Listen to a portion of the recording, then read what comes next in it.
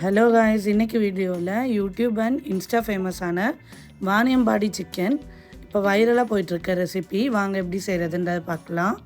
இதுக்கு chicken மேரினேஷனுக்கு 1/2 teaspoon மஞ்சள் தூள், 2 டீஸ்பூன் மிளகாய்த்தூள், 1 teaspoon pepper, 1/2 teaspoon garam masala, 1 teaspoon போல் மல்லித்தூள், உப்பு 1 டீஸ்பூனு, 3 டீஸ்பூன் மைதா, 2 டீஸ்பூன் கார்ன்ஃப்ளவரு, லெமன் ஒரு 1/2 லெமனை ஸ்க்வீஸ் பண்ணி விட்டுருக்கேன். இப்போ இது எல்லாத்தையும் ஒன்று படுற மாதிரி நல்லா கலந்துக்கோங்க. இப்போது நான் ஒரு 250 கிராம் ஆஃப் குட்டி குட்டியாக கட் பண்ணி வாஷ் பண்ணி எடுத்து வச்சுருக்கேன். அதை இதில் ஆட் பண்ணி நல்லா மேரினேட் பண்ணிக்கோங்க.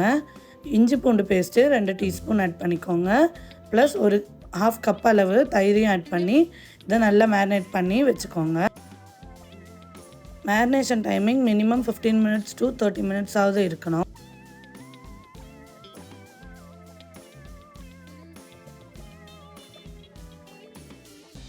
இதை அப்படியே ரெஸ்ட்டில் விட்டுடலாம். இப்போது ஒரு பேன் எடுத்துகிட்டு முதல்ல ஒரு கைப்பிடி அளவுக்கு கருவேப்பிலை எடுத்து அதில் நல்லா ஃப்ரை பண்ணிக்கோங்க. நல்லா ஹையில் வச்சுட்டு சும்மா ஒரு 30 seconds போல் டோஸ்ட் பண்ணால் போதும். இந்த மாதிரி கிறிஸ்பியான கருவேப்பிலை கிடச்சிரும்.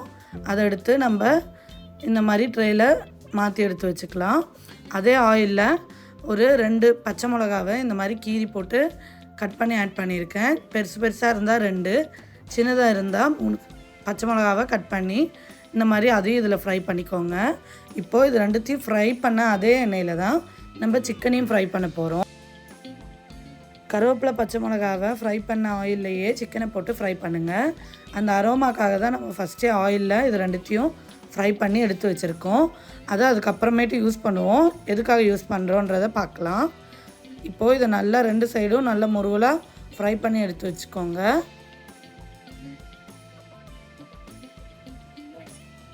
இப்போது இதில் நம்ம அந்த க்ரீன் சில்லியும் ஆட் பண்ணிக்கலாம். அப்புறம் கருவேப்பிலை இலையும் ஆட் பண்ணி நல்லா இது கூட கலந்து விட்டுக்கோங்க. ஒரு குட்டி கப்பு போல் தயிர் ஆட் பண்ணிக்கோங்க. இதை ஆட் பண்ணுறது தான் இந்த டிஷ்ஷே வேறு லெவலுக்கு கொண்டு போவோம். 1 டீஸ்பூன் போல் கரம் மசாலா ஆட் பண்ணி நல்லா டாஸ் பண்ணிக்கோங்க. என்னடா தயிர் ஆட் பண்ணுறோமே, டிஷ் எப்படி இருக்க போகுது அப்படின்ற தாட் வேணாம். இதை நம்ம நினச்சி பார்க்காத அளவுக்கு அவ்வளோ டேஸ்ட்டாக இருக்கும். ஈவன் நானும் ட்ரை பண்ணுறதுக்கு முன்னாடி அதை யோசித்து தான் 2 நாளாக பண்ணலாமா வேணாமான்னு திங்க் பண்ணிகிட்டே இருந்தேன். ஒன்ஸ் இதை டேஸ்ட் பண்ணதுக்கப்புறம் இனிமேட்டு எப்போ எது செஞ்சாலும் இந்த வாணியம்பாடி சிக்கன் எங்கள் வீட்டோட ஃபேவரட் டிஷ்ஷாக ஆயிடுச்சு. இதை அப்படியே ஹாட்டாக சர்வ் பண்ணுங்கள். வீடியோ பிடிச்சிருந்தா மறக்காமல் லைக் அண்ட் சப்ஸ்கிரைப் பண்ணிடுங்க. வேறு ஏதாவது ரெசிபி வீடியோ வேணும்னா மறக்காமல் கமெண்ட் செக்ஷனில் ஆட் பண்ணிவிட்டு போயிடுங்க.